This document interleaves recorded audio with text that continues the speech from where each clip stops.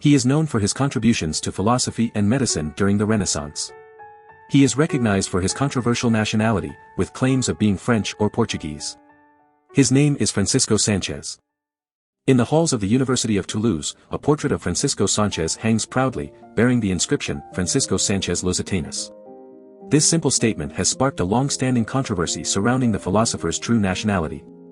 While early investigations conducted by Henry Pierre Cazac seemed to confirm Sanchez's Spanish origins, presenting an autograph that read, Ego, Franciscus Sanctus, Hispanus, natus in civitate Tudensi, the debate raged on.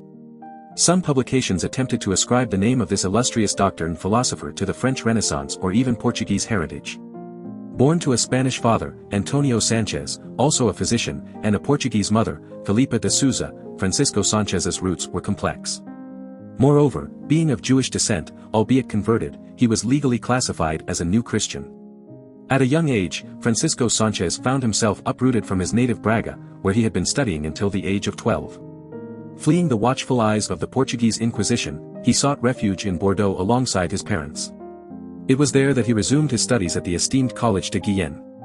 His thirst for knowledge led him to embark on a journey that took him to Rome in 1569, where he delved into the study of medicine. Returning to France, he further honed his skills in Montpellier and Toulouse. Eventually, in 1575, Francisco Sánchez found himself appointed as a professor of philosophy and medicine at the esteemed University of Toulouse. Francisco Sánchez's life and work embody the complexities of his heritage and the intellectual pursuits that defined him. As his portrait hangs in the University of Toulouse, the question of his nationality may remain unresolved, but his contributions to philosophy and medicine continue to inspire and captivate generations to come. Francisco Sánchez, a philosopher of the 16th century, delved into the realm of skepticism and questioned the limits of human knowledge. In his work, Quod Nihil Sitter, published in 1581, Sánchez used classical skeptical arguments to challenge the idea that science, in the Aristotelian sense, could provide certain explanations for the behavior of nature. He argued that the search for causes would only lead to an infinite regress, making true certitude unattainable.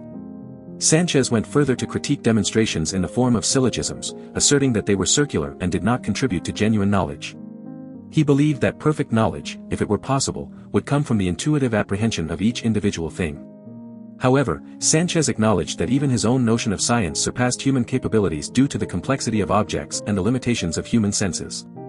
According to Sánchez, the interrelation, unlimited number, and ever-changing nature of objects make their true essence unknowable.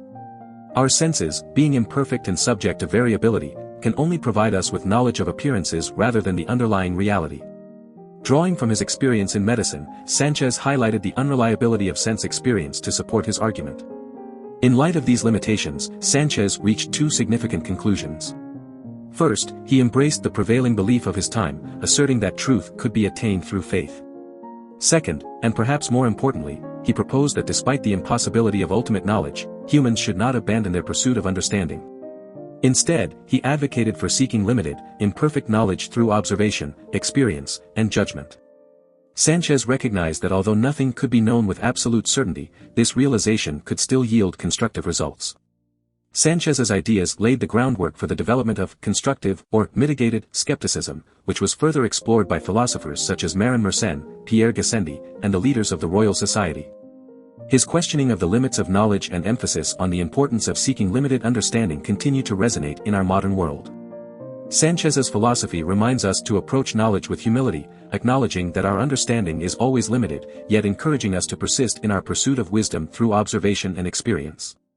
Do you want to explore more philosophers? Who do you want to see featured next? Subscribe and leave a comment below to let me know. I'll see you in the next video.